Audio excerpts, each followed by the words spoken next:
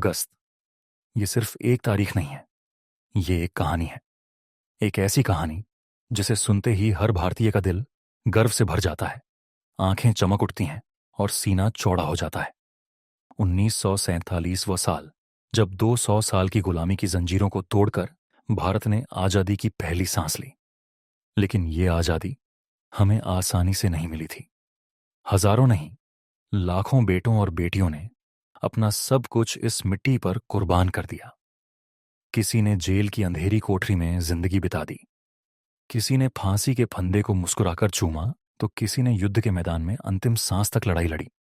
भगत सिंह की वह मुस्कुराती तस्वीर, नेताजी का वो गूंजता हुआ नारा, INA को संग लिए मैं अब तो दिल्ली ओर बढ़ूंगा, लाल किले पर चढ़े तिरंगा अब तो तभी मैं दम लूंगा, हुई जरूरत तो अपने इन प्राणों की बलि भी मैं दूंगा, तुम मुझे खून दो मैं तुम्हें आजादी दूंगा।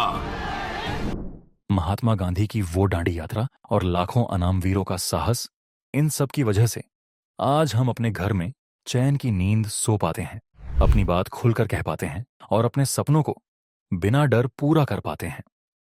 लेकिन सवाल यह है, आज 78 साल बाद क्या हम इस दिन को सिर्फ एक छुट्टी समझते हैं, या फिर ये दिन हमें हमारे कर्तव्य की याद दिलाता है? दोस्तों, 15 अगस्त सिर्फ अतीत का सम्मान नहीं, ये भविष्य की जिम्मेदारी है।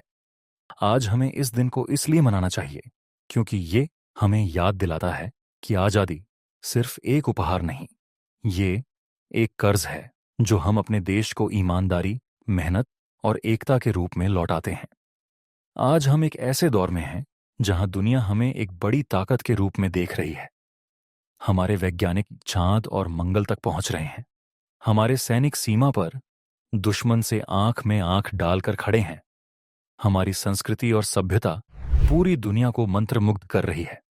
सोचिए, हम कितने भाग्यशाली हैं कि भारत में पैदा हुए। एक ऐसा देश जहां हिमालय की बर्फीली चोटियां हैं, गंगा की पवित्र धारा है, रेगिस्तान की सुनहरी रेत है और दक्षिण के समंदर की अनंत लहरें हैं। यहां सिर्फ भाषाओं और संस्कृतियों की विविधता ही नहीं, बल्कि एकता की ताकत भी है। यहां त्योहार सिर्फ मनाए नहीं जाते, बल्कि दिलों को जोड़ते हैं।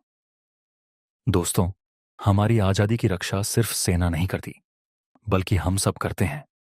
जब हम ईमानदारी से अपना काम करते हैं, जब हम देश के कानून का सम्मान करते हैं, जब हम एक दूसरे के साथ भाईचारे से रहते हैं, तभी हम इस आजादी की असली रक्षा करते हैं।